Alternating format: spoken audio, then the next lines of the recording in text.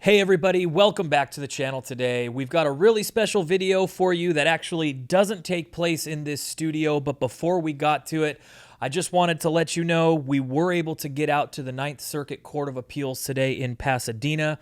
The video that we have for you is an interview that we did with Anna Barvier-Boone, who is a partner at Michelle & Associates. She did the oral arguments for the case. I think there's some really good information, but before we get there, please be sure to like, share, and subscribe to this channel. It's really helping, and now that we've passed the 10K milestone, we've got more milestones to hit ahead. So we want to get this out to as many people as possible. It really helps with the algorithms if you are not a subscriber. We're hoping that videos like these earn your subscriptions. Also, stay tuned for the end of the video. We're going to be unveiling the winner of our Springfield XD giveaway for that milestone that we just hit. So Jacob, why don't you go ahead and roll it to the interview. Anna, I wanted to get your thoughts today. Obviously, we have the Junior Sport Magazine lawsuit that we just got out of oral arguments for. Give me the overall. How did it feel in there? What was it like? Well, it's always a little nerve-wracking when you're going into the Ninth Circuit. You never know exactly what to expect, even when you expect that you have a strong panel, which we did today, I think. But as soon as the questioning got started, I felt at ease. I think the judges really understand our First Amendment claims. They seem to really get it that even if this is the less protected type of speech, right? Like advertisements. If that's all we're talking about, these judges, I think, even get that what the state's done is just too much, that it violates the First Amendment even for that sort of speech. Well, I wanted to touch on that really quick because you're talking about, having a good panel. This is a consequence of something that happened federally, right? These are federally appointed judges. We got two Trump appointed judges and then one Bush appointed judge. I can tell you from the back of the room, it definitely felt like they were understanding the arguments that you were making. There was one point that I really wanted to touch on you with that we haven't even really touched on this channel when it was being legislated, and then also as the lawsuit has gone forward. One of the points that was made by one of the judges, to Bonta's attorney, was that this isn't just, he was asking if it was in the state's interest, right? And he wasn't just pointing out any kind of illegal activity. He was pointing out that this prohibits speech for lawful uses of firearms as well. Kind of noted how that was a huge problem. I'm assuming you see that the same way. Take us through that argument.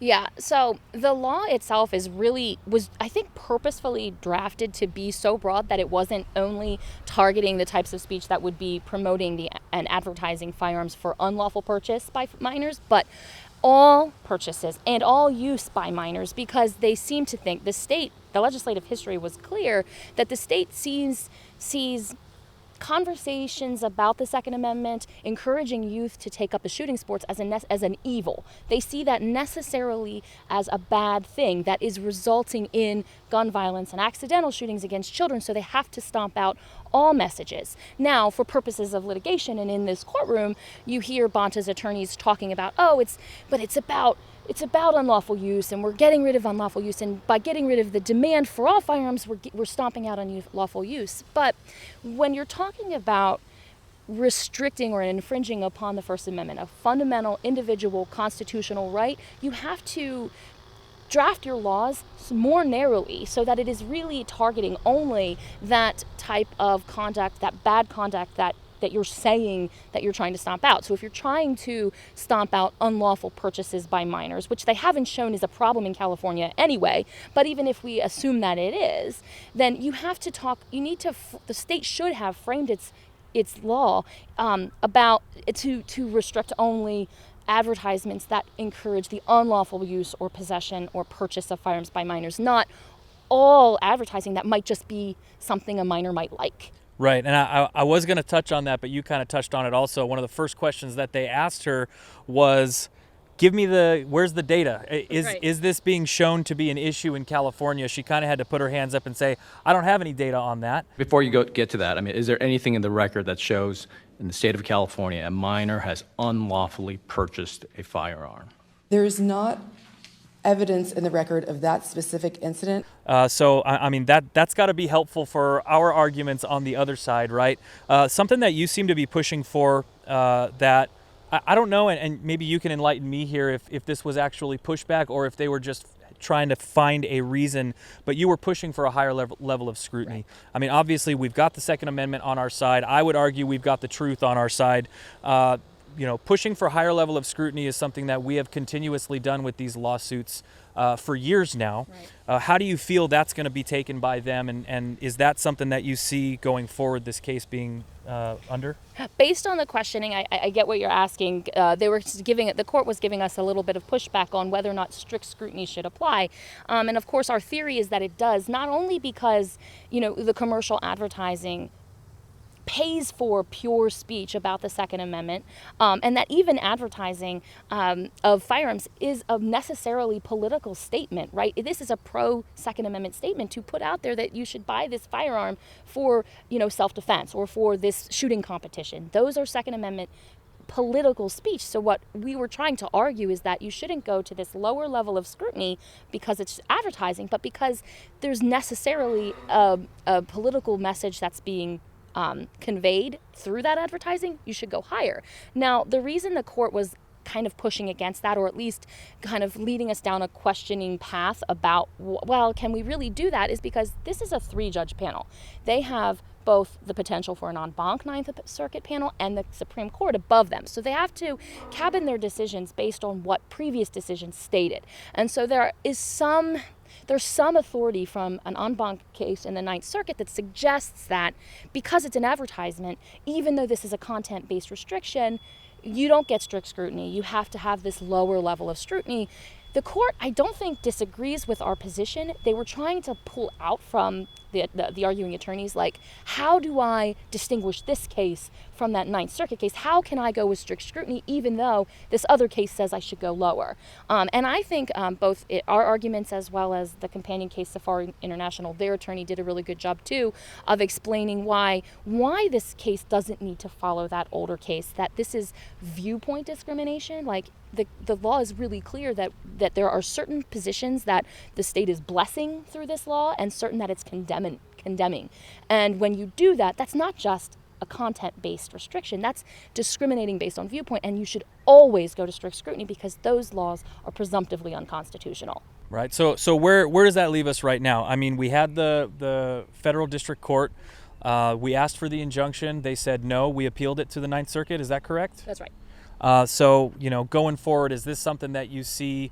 Well, you kind of already stated, you know, it could end up going to an en banc. Just from the oral arguments in here and the way that the judges were interacting, it feels like a good environment. And obviously, that's not a guarantee. Is this something you see resting here or continuing to be appealed?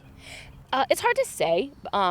Because it is a motion for preliminary injunction appeal as opposed to a final decision on the merits, right? When you've gotten there, you're likely going to keep going up. No matter who loses is going to appeal. This is a major case dealing with constitutional rights. When you're at the motion for preliminary injunction stage, there's sometimes a lower standard. They can say, well, you know, it might look like this is probably a First Amendment, but the court didn't abuse its discretion, so we'll just go back down and go to the trial, go to summary judgment, and get us a real judgment, and then we'll go up. I would suspect if we lose this, you might see the state, they tend to want to take it en banc, apply for that, and also, as I think we've noted through CRPA channels a lot, when there's a pro-gun decision from a 3-judge panel, sometimes they just take it because they want to. You don't even have to ask. So it's a very possible, because I think this could become a very high-profile First and Second Amendment case that we could see that the court pull it for en banc review. It actually is targeting lawful activity. Like, it actually wants to target lawful activity, not just unlawful activity.